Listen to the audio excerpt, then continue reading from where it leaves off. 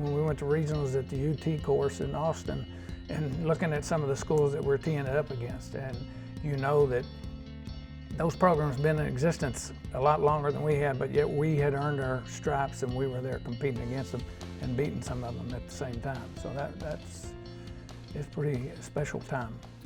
David Shuster is head coach of HBU's men's and women's golf teams. When recruiting athletes, Shuster looks for well-rounded student athletes. The men and women's team have enjoyed significant success, including multiple conference championships. Shuster says each one of our golfers has an opportunity to make a difference, to win championships, and to grow in Christ while getting an education. I love that quote. I love the balance of that quote. It's what they are. You know, our kids, they're a special group that we are able to bring in here to represent the institution and what it stands for. And I think it's a great mix. They're great academic student athletes, and yet they understand the faith, and the faith has to carry on into the golf course too. You have to have the faith that you're going to hit the fairway and hit the green and make those putts as well. Tell us the history of the program. In 2007, the university decided they were going to move back into the Division I level.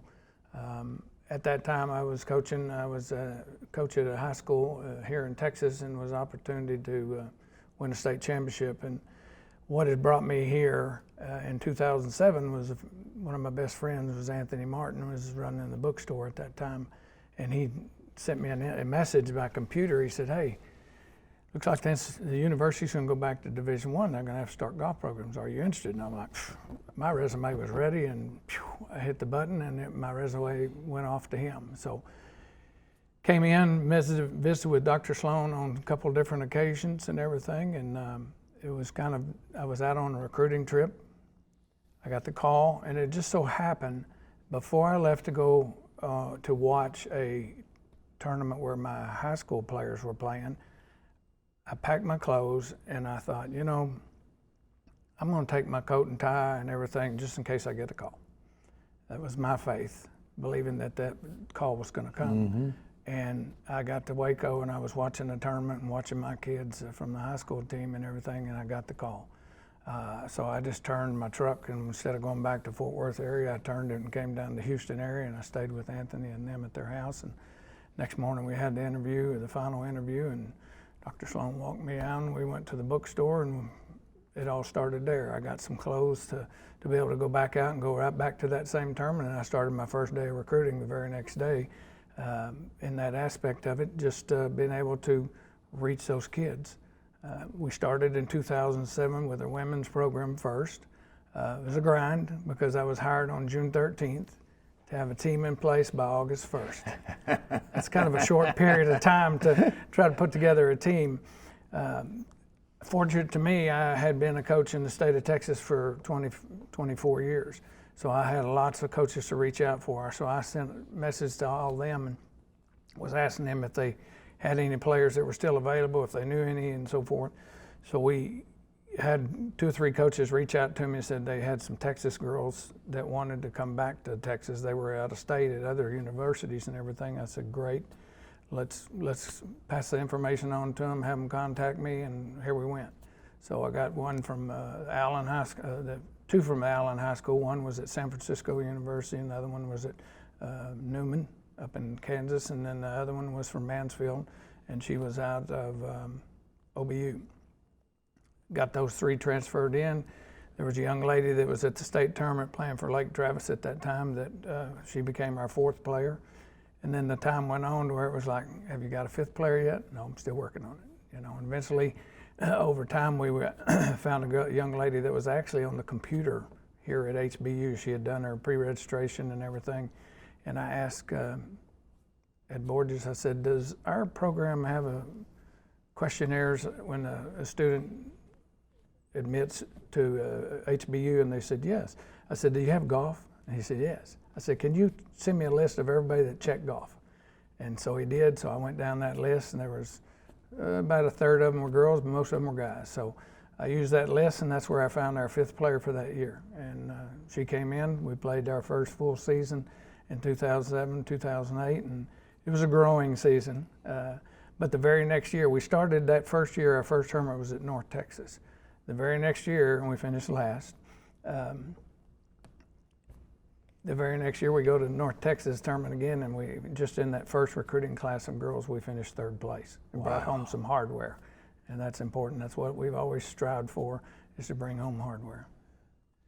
Man, when you say NCAA Division I, that's a whole different level, isn't it?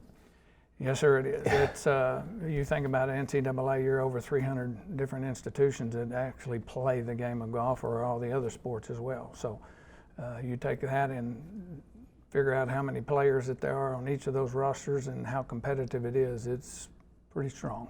So give us an idea of who you've played and the memorable games or wins you've had.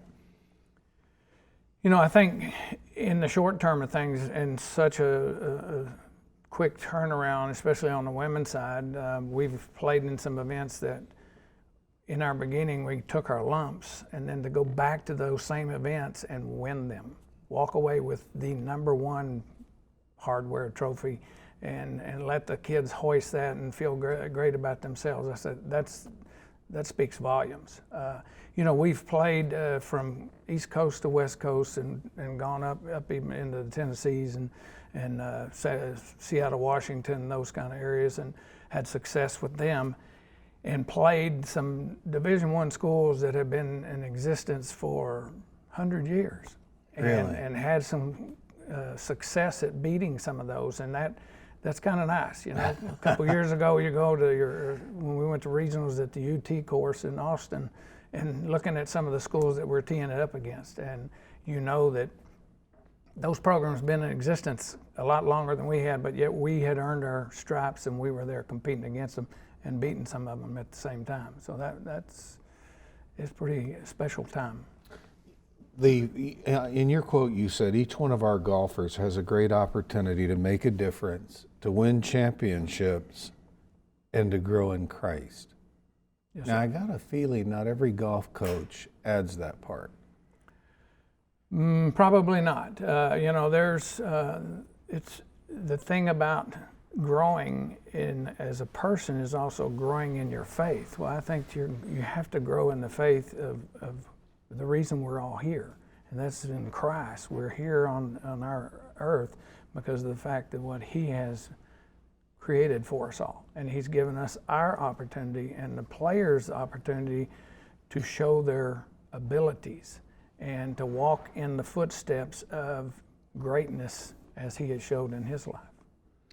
That Christian inclusion is so important, because I look at like Tiger Woods, and I see, what a phenomenal talent. His dad mentored him as a kid. What a total colossal disaster in his life. And, it's what Jesus, reminiscent of what Jesus said. You can gain the whole world. What does it profit you if you lose your own soul? And all the grace to Tiger, people fell, God forgives, and all the rest. But it's got to be special to you, Coach Shuster, that you are imbuing these students both in a great talent, but in character too.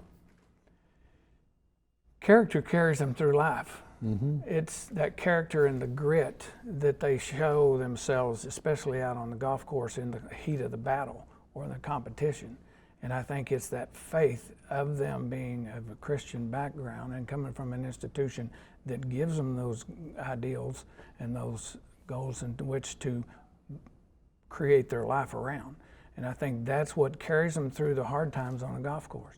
You can hit an astray shot and still recover from it and make a great score. It's not about one shot, it's about what you've done with all of your shots. And that's what life's about. It's steps. And as long as you're continuing to move forward and not look backwards and worry about what was instead of what is. And I think the future of what is in front of us all. And I think that's because of what Christianity and the faith has given us to do. Think back since the program began, are there some real standout players that kind of come to your mind? Some uniquely gifted individuals that came along? Are we talking from the beginning of the program, back in the Yeah. start of the institution? Anytime. Oh, of course. I mean, you've had back in the heydays when the men were so successful, and you had Colin Montgomery, which is in the Hall of Fame, Yeah. World Golf Hall of Fame, and he's had such an illustrious career after leaving HBU.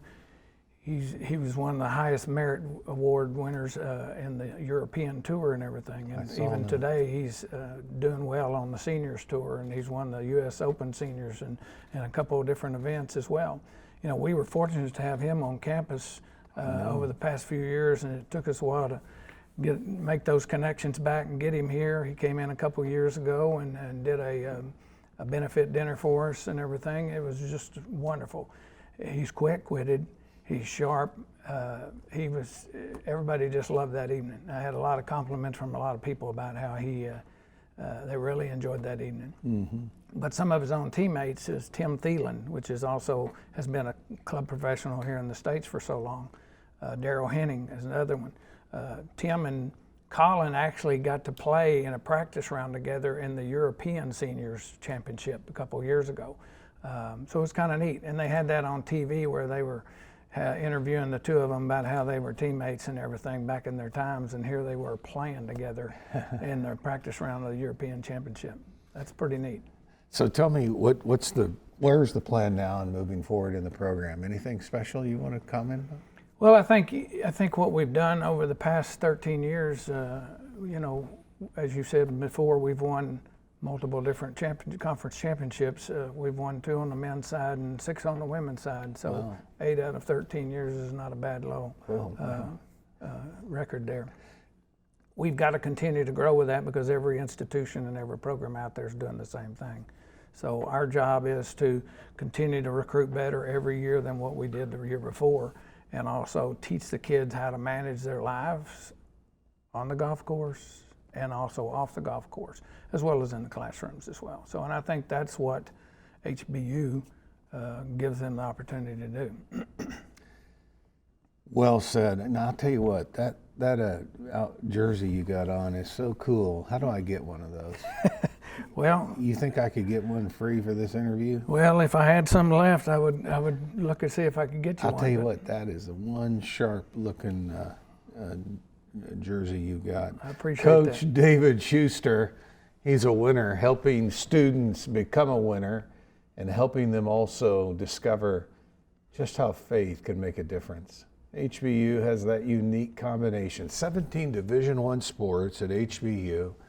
You can learn about it at hbuhuskies.com. Coach David Shuster, head coach, HBU men and women's golf teams. We are honored you came today, and we're thrilled for what's going to happen in the days ahead. Appreciate it. Thanks for having me.